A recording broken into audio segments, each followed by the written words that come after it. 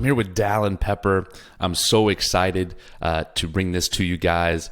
This guy is one fit dude and making his name now in the open division. Man, thanks so much for being here today. It's great to see you. Yeah, thank you for having me. I'm pumped to be here. I love anything with Brute, so here we go. I love it, man. I love it. Yeah, we were just talking a little bit offline. Because I've been with Brute 2 years. How long have you been with Brute? Let's see. It would have been January, February of 2018. So just over 3 years. Oh, man. And you've been with Matt Torres the whole time? Yep. I'm pretty sure I was his. So he coached before Brute, obviously, and then when they took him on as a one-on-one coach, I think I was his first athlete as a Brute coach. Dang. Yeah. Are you serious? Yeah, it was fun. It's a good what a little way story. to start, Matt Torres. Yeah. Yeah. Well, if you don't mind, I didn't know that. You mind sharing that story? So 2018 Wadapalooza, I met Haley Adams and a bunch of other people there. We became really good friends. And Haley just texted me and she was like, "Hey, I'm doing this Brute camp out or with these new coaches," because she didn't really know either. I have these new coaches. We're doing a camp out in Salt Lake City, which is an hour from my house. And she's like, "You should see if you can come up. It's at Adrian Conway's gym." And she knew I was close with Adrian, so I texted him and I was like, "Hey, can I come up to this camp?" And I still had no clue what it was about. And I instantly fell in love with everything Brute was teaching. And so I messaged, I talked to Adrian after the camp and I was like, "Adrian, how do I become a part of this?" And he was like, "Well, we'll set you up with it." And I got a call from Matt Bruce that night. He's like, "Hey, we want to take you on as one of our one-on-one athletes." And I was like, yes. So, no kidding. Yeah. Wow. And so that was, you said 2018? Mm-hmm. Dude, that is an awesome story. And that time, how long had you been doing CrossFit? So it would have been 2-ish years. So that was right after I'd won the CrossFit Games in 2017, my very first year. And then went to Wadapalooza, came back, did the camp right before the start of the 2018 season. And that was your second year in the teenage division, right? That had been the second year going into the second year? Is that math right? Yep. Because basically you three-peated, right? Yep. That's insane, dude. That's one fit dude right here. Anyways, I hope people watching this can appreciate this guy snatching. Because, man, I saw that Instagram video the other day, speaking of just how unbelievable. I saw the Instagram the other day. You snatching 300 pounds. I mean, that's most people's lifetime PR, at least in the sport of CrossFit. Yeah. Unbelievable, man. That was a good day. I mean, did you have like Fruit Loops earlier that morning? I mean, what's the secret? You cleaned your ears out twice? I mean, what happened? No, I was heavy at that point. I'm down like 8 pounds, but yeah, I was actually filming a YouTube video on like how to snatch, like snatch tips, warm up, and everything was just clicking. And so I just kept throwing weight on the bar. It was interesting. Wasn't even supposed to be snatching that day, but here we are. Oh man, that's amazing. So if my math serves me correctly, so 2018 you became a Brute athlete, so that means 2016 would have been your first open then, if you've been doing it since then. Is that math right? Yes, 2016 was my first open, so that was in February. I officially joined a gym like December of 2015, but I'd been doing CrossFit in my garage since the CrossFit Games in 2015. Gotcha. And you guys just had like a home gym? Yeah, it wasn't much, like barbell and some kettlebells. So for you, it's because this is interesting. I was watching the Iron Sharpens Iron doc, and that was a great doc. Just all you guys were, I mean, it was just like, it was entertaining to watch. Like, I like binge watched it. It turned out really good. I was really happy with it. But no kidding. It shows all of our stories, and it was just well put together for sure. Yeah, and not to mention you guys took home the dub. Yeah, that's the most important part, obviously. Obviously. So in that documentary, at least what I learned was how big of a part that your parents, I mean, obviously play in your life, but then also your athletic journey. You were saying how your mom is, had worked with you, like, from a nutrition standpoint earlier on. And obviously your dad was actually working out with you in the garage at some point. I would love just to hear kind of that story and really how that impacted you. Yeah, my parents sacrificed a lot so I could do what I love, but I don't think to them it was a sacrifice, because they're the type of parents that would do anything to put their child in a situation where they can succeed and become the best they can. But yeah, so we'll start with my dad. Like I said, I was working out in the garage in 2015, all through that summer and fall, winter, and I was still playing baseball and football at the time. And so I'd practice after school. So it was first thing up in the morning at 5 a.m. out into the freezing cold garage. And no matter what, he was always out there with me. If I told him I was getting up, then he was getting up and going out with me and trying to coach me in any way he can. He was still newer to CrossFit, but giving me some sort of guidance. And then that eventually led to us joining a gym so I could get some better coaching. Same thing though, I was still playing baseball. So every day we were at the gym at 5 a.m. Both my parents came with me, and I obviously couldn't drive, so there's no way I could get to the gym without them. Yeah. But yeah, so just them being there and being so willing to take me to the gym early in the mornings, even with a busy schedule. I mean, that just set me up for success right away because I became disciplined. I knew I could count on them getting me to the gym. And then that continued. Like, I still couldn't drive for, 2 more years? Yeah. I would ride my bike to the gym sometime, but it was asking them for rides and all that stuff. And then with, nutrition, anytime I came home from the gym, I had food ready. My mom was, always asking me, is there anything else you need from the store? That type of stuff. And I never didn't have the food that I needed for training and to keep up with that. And that's obviously a huge part in competing in CrossFit. You have to have your nutrition up, and I don't know, they taught me everything that I know, and I'm grateful for them. And that sums it up pretty good, I think. Yeah, man, that's awesome. I got into working out because I saw my dad lose a bunch of weight, and that motivated me. So I really connect with that, it was a way you bonded. I mean, is that fair? Absolutely. Yeah. Some good times out in the garage. Yeah. And you live in Utah too. When you say cold, we're talking tundra cold. Oh yeah. It was 15, 20 degrees in the morning going out to the garage. We eventually got smart and we had the space heater. Then we started throwing insulation up on the garage doors, but the garage had garage doors on both sides. It's like a pull through separate garage. Oh, wow. It was cold. So it was even colder. So we just had you could feel the air, anytime you got close to the garage door, whether it's summer or winter, you could feel cold or hot air. It's crazy. Oh man. Something else your dad said in that documentary that I started on my notes because I thought this was interesting. He said, Dallin is an old soul. What do you think about that? I'm just curious. 100% accurate. Ever since I was little, we had big family get-togethers. Also my dad's my best friend, so I go hang out with my dad and my uncles. Yeah. I don't love staying up super late partying. I'd rather, if I'm staying up late, I'm stretching and watching a movie. And then all through junior high, high school, I didn't hang out with friends a whole lot. My friends were at the gym, also way older than me. For 2 years, my best friend was 8 years older than me, and he's my training partner. I was 15 and he had a kid, so a little bit of an age difference. Yeah, definitely an old soul. I think I view life a lot differently than a lot of kids my age. I'm already thinking about the future and that type of thing. So I agree with that statement.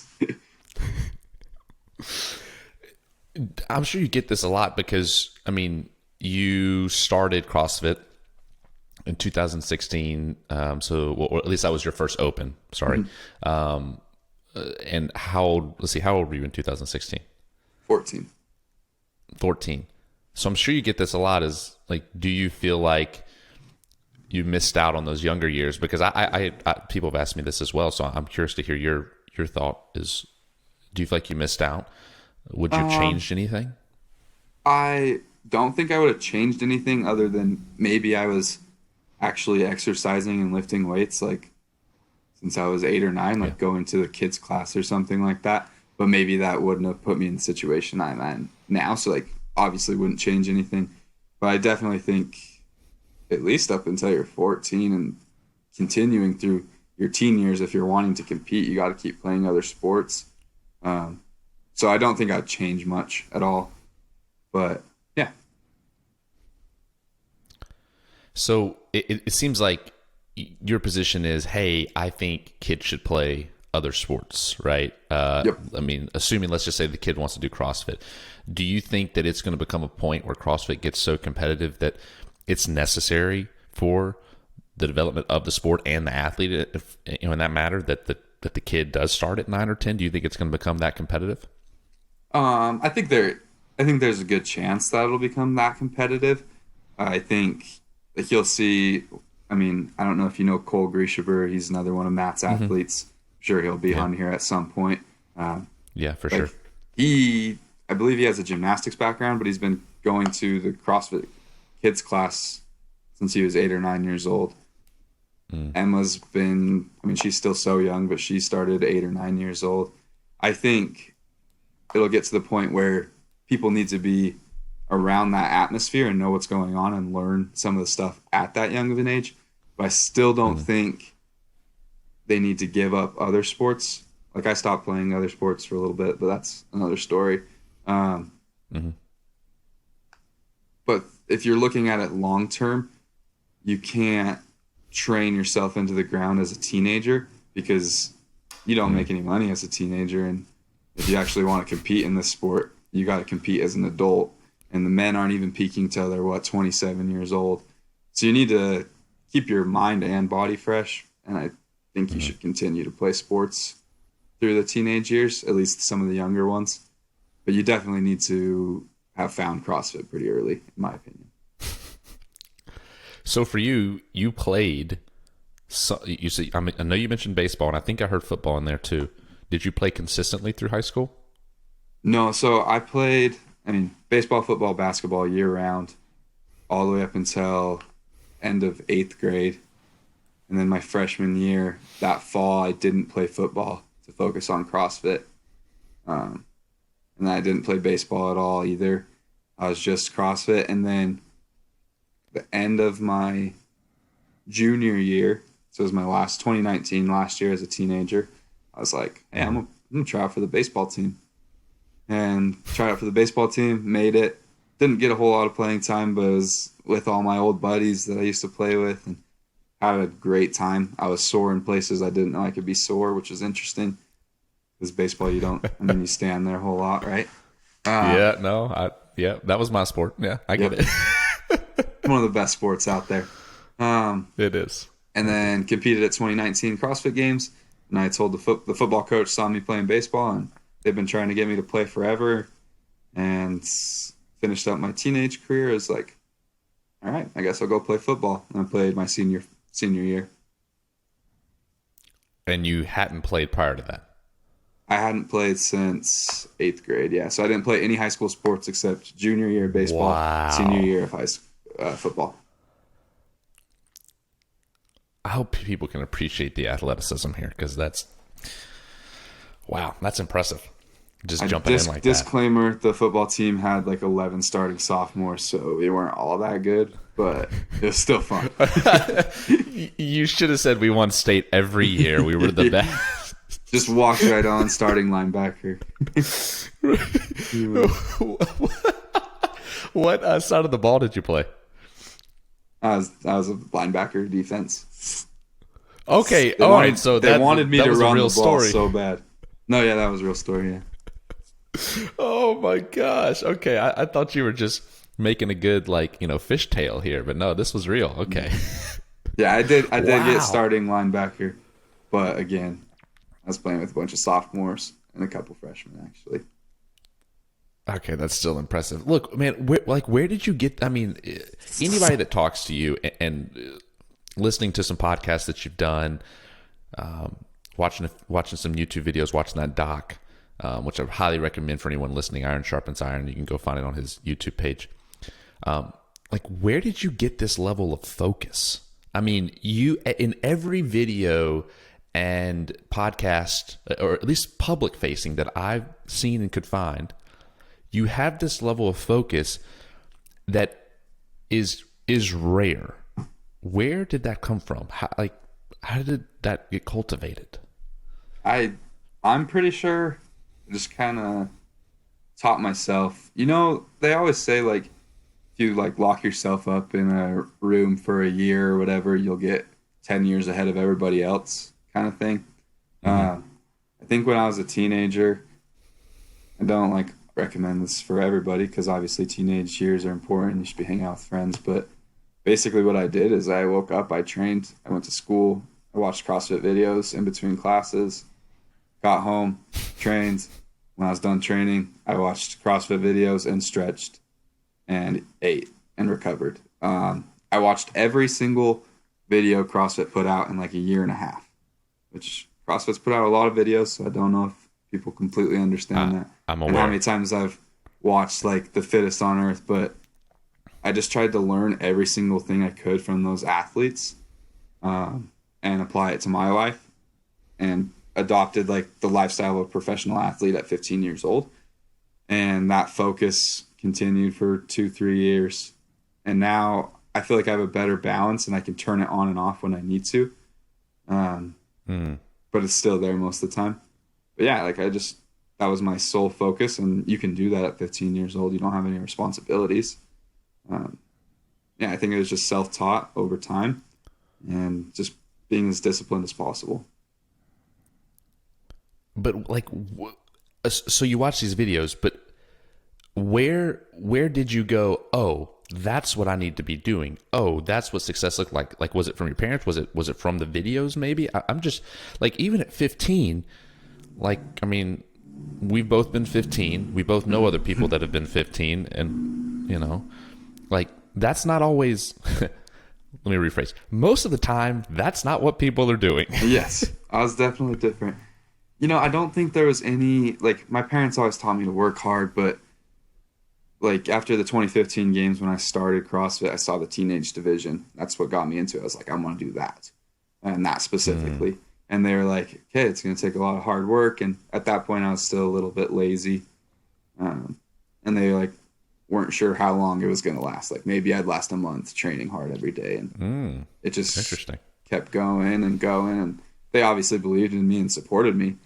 But as a 14-year-old, like they say they want to do a lot of things. It's just sticking with it.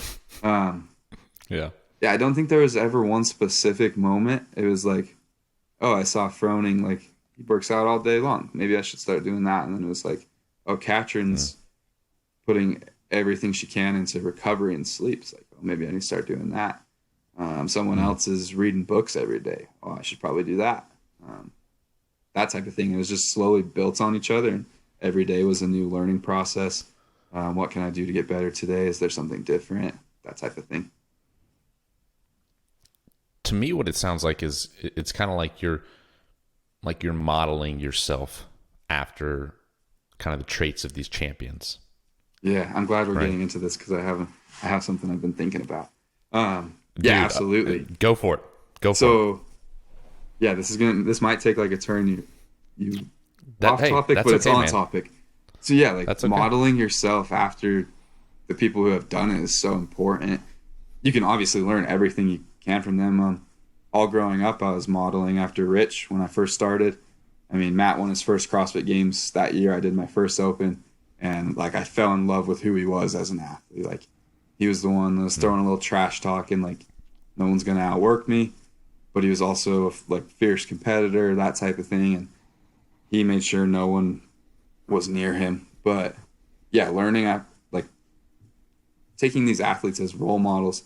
I think one of the coolest parts now for me is I'm to the point where, yes, Matt and Rich are like some awesome human beings and super cool, but not everything in their life that makes them happy makes me happy. And now I've kind of shifted that focus into like turning myself into my own role model, and hopefully role models for people who are just starting, if that makes sense. Like kind of how like that mindset, my mindset flipped where I'm no longer trying to be just like them. I'm trying to be the best version of myself. Hope that came out the right way. I understand, and if I'll say it back to you to make sure I'm hearing it right. It's like you looked up to these guys for however long, right? And now it's to the point where you've adopted what you felt was true and authentic to you, and then you've kind of disregarded what is not true and authentic to you, and now you're becoming your own person, defined by your own successes and your own values, and hopefully that can be inspiring to someone else as they look up, hopefully, to you. Is that what Yes, exactly. Yeah. I just thought it was cool because it was like, I'm to that point where now I can like almost look up to myself. It's kind of cool. Yeah, man. I'm just curious. I mean, we've kind of pranced around it for a minute, and it's like, what are, like for you, how does Dallin Pepper define success? What is success to you? I know that it's my effort 100%. Sometimes I have to remind myself of that. It's easy to get caught up in like results. Like with West Coast Classic coming up, I'm obviously extremely nervous to compete with all the men for the first time, but I'm also confident in my abilities and the effort I'm putting into my training. But definitely success is when I get onto that competition floor or whatever I'm working towards, knowing I didn't leave any stone unturned. Like every decision was made for me to reach my goal and put myself in a situation to succeed. Having that confidence means I know I will succeed. Yeah. So effort, just in a long way. I explained it really long. Yeah. What do you think?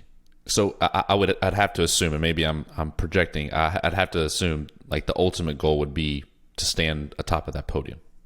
Yeah, I want to win. I want to win West Coast Classic. I don't care who's there. I'll go beat them. I love it. Talk about Matt Frazier being a trash talker, man. We may have the new sheriff in town. What do you think? What do you? That's great, dude.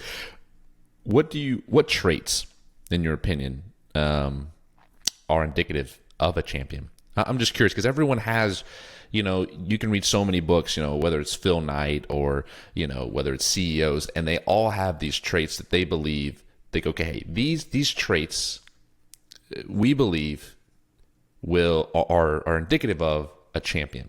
To you, what does that look like? Number one, like when you said that, is discipline. All champions have discipline. Anyone successful has discipline. It's the not wasting time. It's doing the crappy things like, oh, you got to eat your vegetables, or, oh, you have 200 more calories left that you have to eat. It's like, oh, I can be fine without this. No, you go eat them, even though you don't want to. That type of stuff, like body care. Discipline's definitely up there.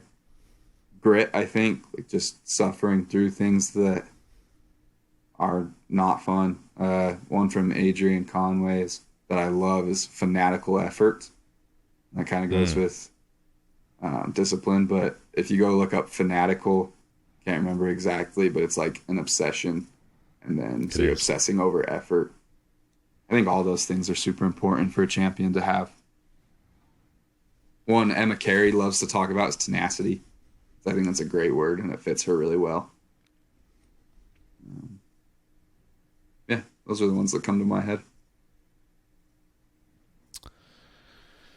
As we kind of get to more present day and West Coast Classic, which is knocking on the door here, it's 30 days out roughly? 29, I believe. 20. Look, I love it. See, That's a champion right there. He said, no, it's not 30, it's 29. We got to be exact. So 29 days out. Obviously, there's some big names at this thing. Names that, we all know of, household names in the CrossFit sport.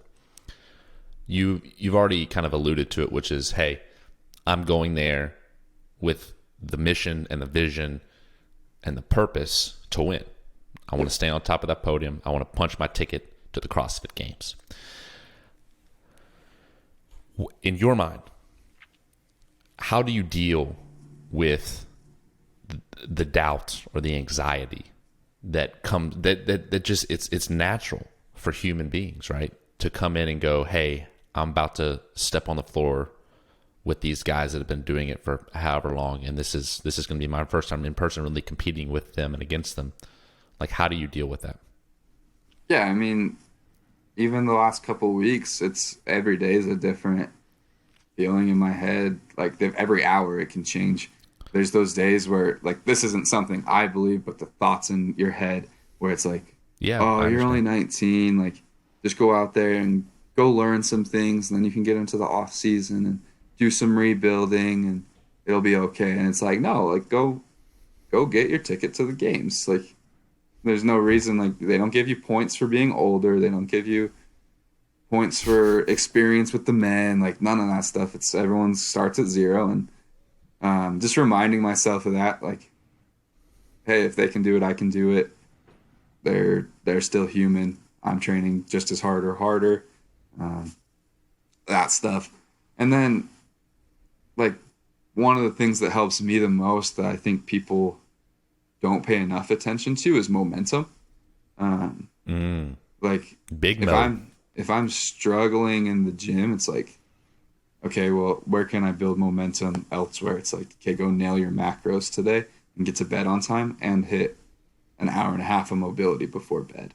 And it's like, if I do that, I know I'll feel good in the gym tomorrow.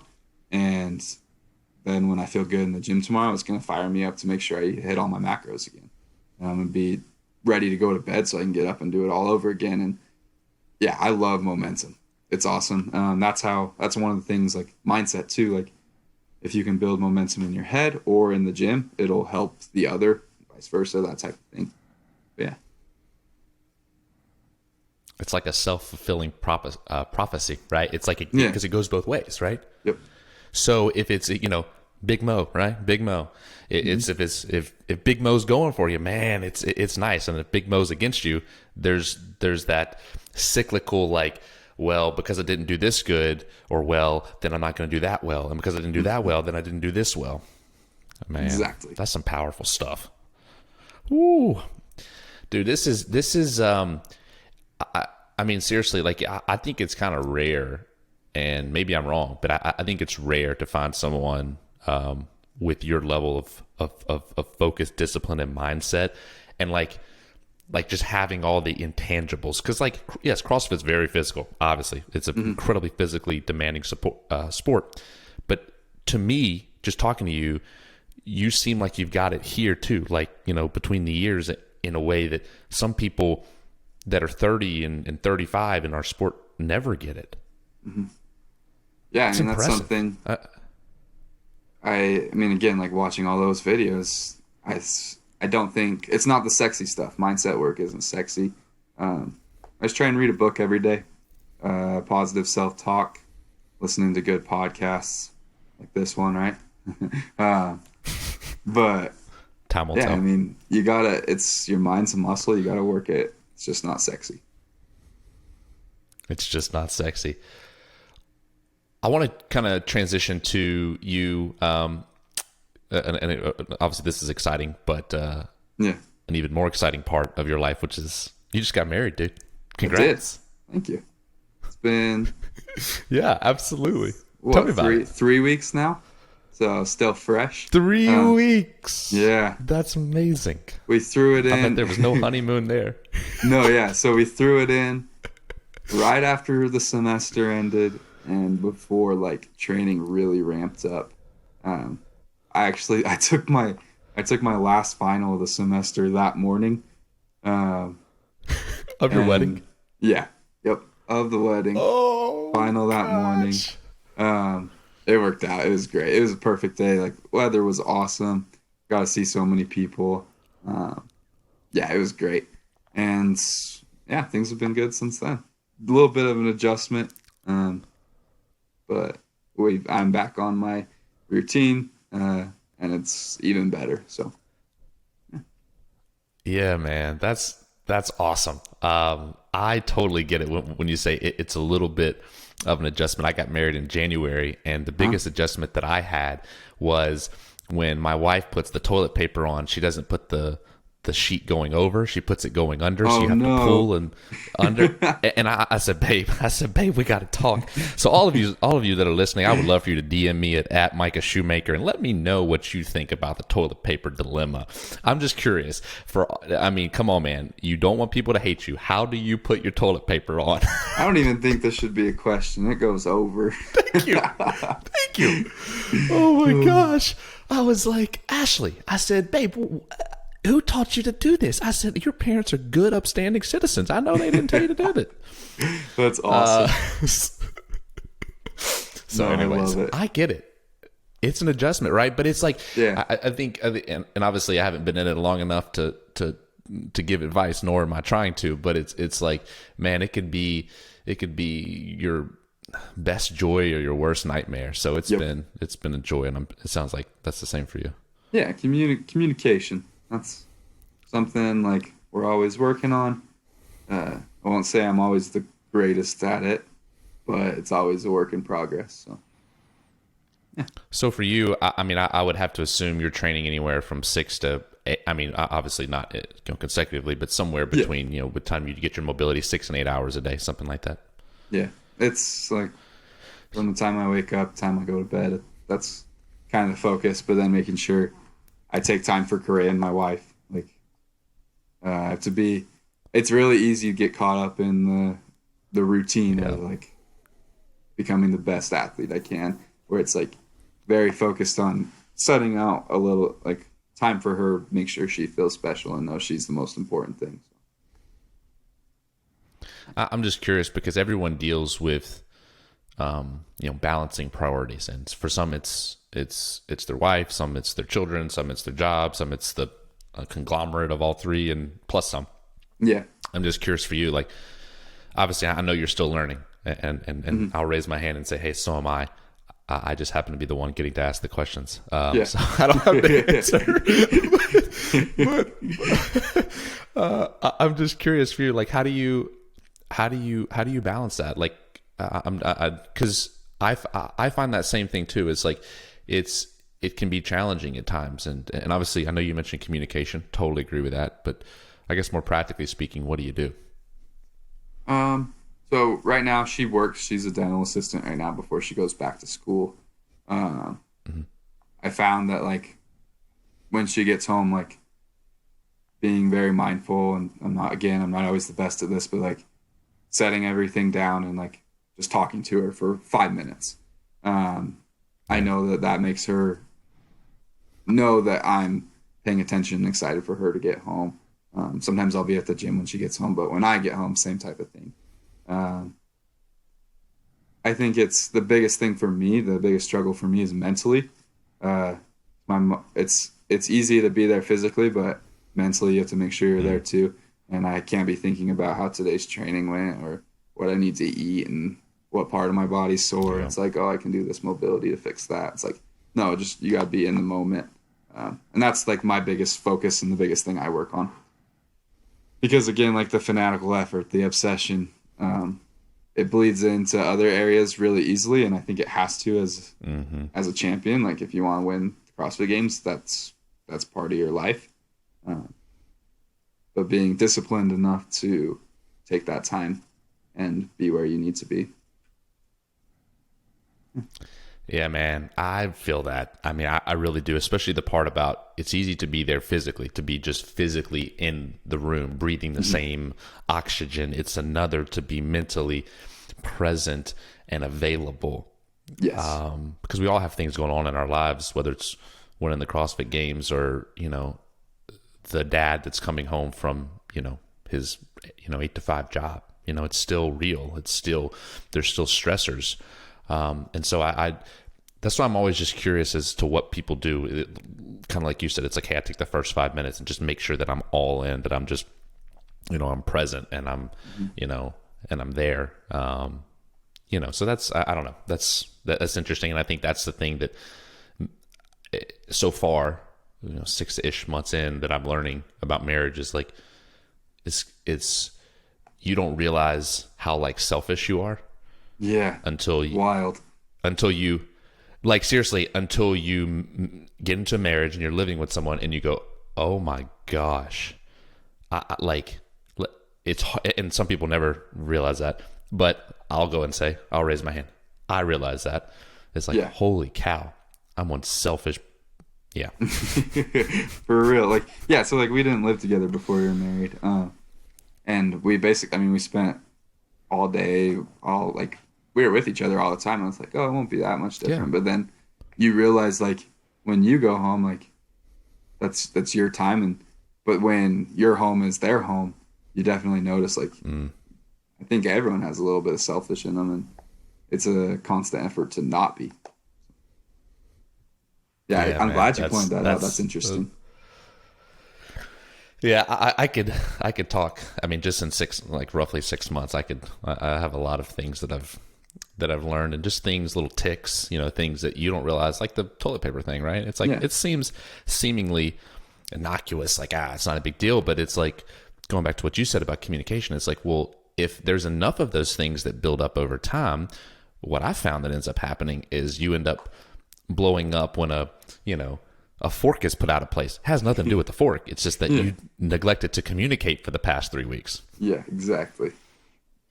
It's like that commercial. It's like, it's not the nail in the forehead or whatever. I can't even remember what commercial that is, but that one's always funny to me. Exactly. All right. So as we're kind of wrapping up, I got just a few like closer questions that I find that are kind of interesting. So we'll start here. If you had to write a book tomorrow and you said, all right, I'm going to set out to write this book, audiobook, whatever it is, what would you write it about?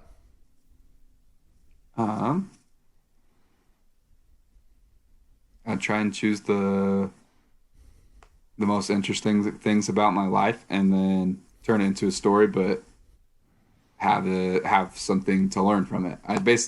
I'd want you to come interview me and we'd write down what we talked about. Something like that. So then what do you want to be like remembered for? Like, so now let's fast forward. Let's go 10 years down the road and 15 years down the road, and you're just, okay, CrossFit's over. What do I want to be remembered for in the sport? In the sport? Greatest CrossFitter ever to compete, obviously. I want to be That's going to be a great sound bite. 10 years I want to be the best CrossFitter there is, and then outside of the sport, I want everyone to know how important my family is to me, my wife and my family at home. Big family guy. Lots of kids, right? 4 kids. 4 kids? I don't know. 4's a party, bro. Yeah, it is a party. Until you get to Utah and everyone's got like 6. What? Yeah. Dang, man. Big families in Utah. Something's in the water. Drinking a Gatorade or something. I was scrolling through your Instagram story the other day, and I saw this thing, and I wanted to ask you about it because it looks kind of cool. It's called I think Thrival muscle recovery, and you were like putting.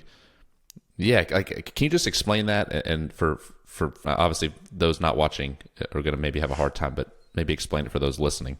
Yeah, so I had there's 2 18-year-old kids. They reached out to me, and I can't say 2 18-year-old kids because I was 18 at the time too. So some kids my age reached out, and they're like, hey, we want you to try this recovery tool. And I know a lot of you guys probably know the So Right. It's like a little plastic thing. This is okay, so it's like that. Version of that, but it's better, 100 times better. And you heard me talk about recovery, mobility a ton in this episode. Yeah. But the Thrival muscle recovery is basically a plastic board with 3 different attachments that go on the board, like similar to the So Right. Yeah. But it's adjustable, so you can move these heads in and out to fit any part of your body and any person. And the heads are used for different things. So they have some that kind of curve in a little bit. They are made to mimic a massage therapist's hand. They have some that stick straight up and down, so you can get like your pec or whatever. And then they have these things called the Roman arch for your back. And yeah, like I use it for every part of my body. I can get every part of my back to pop with those things. Probably not great, but it feels amazing. I can put my quad on it and release everything, low back, psoas, calf. Like, it's the best recovery tool out there. You guys just gotta check it out. DM me if you have any questions. Yeah, I was gonna say, where can people like go and like actually like if they want to go check it out, like where they I need to believe go? it's just on their website. You can just search Thrival Muscle Recovery. I'm pretty sure they also have it on Amazon. Their Instagram is at Thrival Muscle Recovery. And you can always message me, and I can send you a link. So, yeah. Okay, yeah. So if people are just interested, yeah, because I saw it and I was like, okay, this looks kind of cool. Like I'm not into like, fads, but this seemed more than a fad. This seemed like you could, like you said, this is a whole body type of deal, which is what got me interested. I was like, I didn't want to ask him about that. I've used a lacrosse ball for 3 years, but I threw like a lacrosse ball and foam roller, and this completely changed like angles and everything. Like, don't get me wrong, I still use the lacrosse ball and foam roller, but yeah, I'm spending an hour on this thing every day. So, dang, whew, that's aggressive, man. I'm doing good if I'm spending 10 minutes on a foam ball or lacrosse ball. Got to up my lacrosse ball game. Okay. Second or third closing question is: if you had to eat one meal for the rest of your life, what would that one meal be? oh, man, getting into a touchy subject. I love all my food. Man, I probably just have to go with like a big old steak and mashed potatoes, or a hamburger and fries. All right. Question: is it twice baked or is it just regular baked potato? Absolutely twice baked. Like you go to the restaurant, you get your big steak, and then the potato with all the fixings, the cheese, the bacon, all the good stuff. Dude, you're making me hungry. I gotta get up out of here so I can get you. All right, and then wrapping up here, the other thing that I saw, and I've seen a lot of people wear these things, and so now I'm curious because I want to be a better CrossFitter. These little airwave things. It looks like a mouthpiece. Yeah. I see people chewing on them. Is really actually where I saw it. I was like, what is he chewing on? Yeah. And I think I saw it. I think Marcus Philly wears one now. Anyways, I'm just curious. Is it? I'll be honest with me. Is it BS or does it really work? And then what does it actually do? So Airwave reached out to my manager and was like, hey, can we send these to all your athletes? And he's like, sure. Like, they're probably not going to try it. Like, they're not going to wear a mouthpiece for exercising. And I got one, and it sat in my room for like 2 months. And I was like, I'm not even touching that thing. And finally, my manager was like, hey, did you try it? And I was like, no. He's like, go mold it like you mold it like any mouth guard, and go for a run right now. So I have something to tell him. And it was kind of cold outside at this point. And what I would do is I put the mouthpiece in and I started running with it, and you can like feel the cold air in your lungs. And then I took it out, and you can still kind of feel the cold air in your lungs, but it was crazy. Like the difference of cold air I could feel going into my body when I had the mouthpiece on was like kind of scary. Like I was like, what the crap? But yeah, and then so I started using it for all my cardio pieces, like just running. That's all I felt comfortable using. It takes a minute to get used to for metcons and stuff, and then I started throwing in with my heavy lifting because I saw that's what Rich primarily started using it for, was heavy lifting and being able to bite down on it for like squats and deadlifts. I was like, oh, I'm a fan of this. And now I wear it for everything. Like I just have it in my entire session. It's awesome. I love it. It feels weird not to work out with it now. I use it for every piece. Again, like when you get one, because I know I just sold you on it because it works. Yeah, no, I'm definitely Yeah. sold. So I was going to ask. Yeah. All right, come on, you got give me. it- Whatever. Where do I go? You got to give it like 2 weeks. Like just start with it with running and lifting, and slowly work it into your metcons, like jumping head first in with it. In a CrossFit metcon, that's what I did at one point, and I was like, oh, I don't know if I like this, but then slowly adding it in and getting more comfortable with it. It's like using a belt. Like you got to learn how to use it properly, and then it's a tool that you can use to be better. Okay. All right. So that they can search Airwave again if I guess they're interested. They can message you too. Yeah, and then I also have, like, if you just want to order one, use the link in my bio on Instagram. That'll get you a discount. Yeah. Oh, perfect. Yeah, and we'll give them your Instagram in a second. It'll also be in the show notes for those wanting to check you out. So my last question is this. Well, first, let me ask this because it might not make sense. Do you drink coffee? I don't drink coffee. Okay. Okay. Well, if you could just get a glass of water with any historical figure, a good hamburger. Here we go. If you could get a hamburger. Because I always ask them, like, hey, if you could get coffee with this person, like, and they're like, I don't drink coffee. Okay, whatever. You know what I mean? Like, if you that's could not get, the actual question. Yeah. Well, I don't do coffee. It messes with my. I'm like, no one cares. Okay. All right. Like, don't be an a-hole. People are so funny, man. Okay, so we'll go with hamburger because that's what you said. If you get some hamburger and some fries, with any person that's ever lived, any historical figure, whatever, who would you choose? This is tough. It is. Man, I'd probably have to go with, like, I was thinking like some like war figure, something like that. But I think I might go with maybe like a Babe Ruth type, like someone who excelled in some sport, like one of the greats of a sport. Probably what I'd go with. We can say Babe Ruth, so I don't take so much time thinking. If you change your answer, you can put it on your story and then tag us, and then we'll repost it so that you know you don't get crap for saying Babe Ruth. It's okay. Yeah. That was a hard question in the moment because I've thought about this question. I'm like, I really don't. I mean, there's like a few people that I would love to ask. Like, I would love to talk to Steve Jobs, for example. Oh yeah. And just be like, when everyone was calling you a crazy lunatic and this was not going to work, and you just were like, no, we're doing it my way. This is the future. And everyone's like, nope, no one's going to use this. And you go, this is my way. Like how did you, like, my question would be like, how did you stay focused and persevere through all of that? You know, like, but that to me sounds interesting. But yeah, that's for sure. Someone who came up with something new that like changed the world, that type of thing. It had a lot of controversy doing it. Yes. I don't know. Because I'm not really interested in the thing.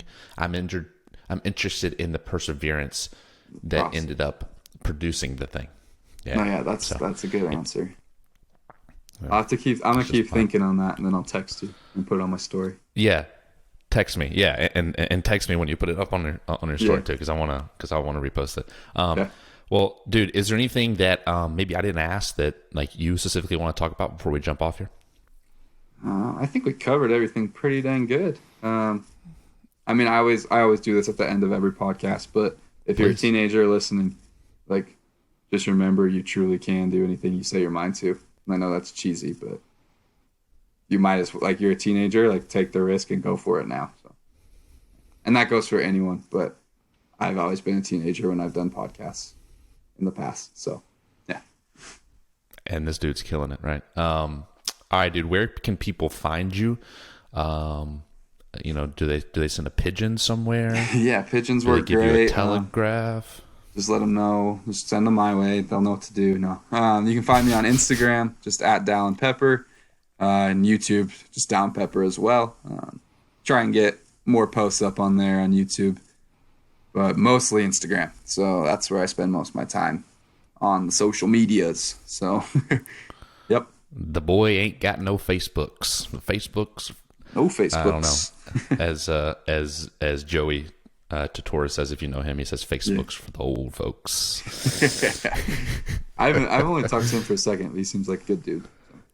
He is hilarious. That dude, he just had a kid. Oh, really? Yeah, man. He's a good dude. That's all I got to say. Good dude. Yeah. I just love that dude. Yeah, he's hilarious. So, anywho, but man, thank you so much for your time.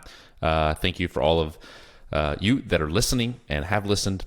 You can find Dallin at the Instagram link. We'll have that in the show notes as well.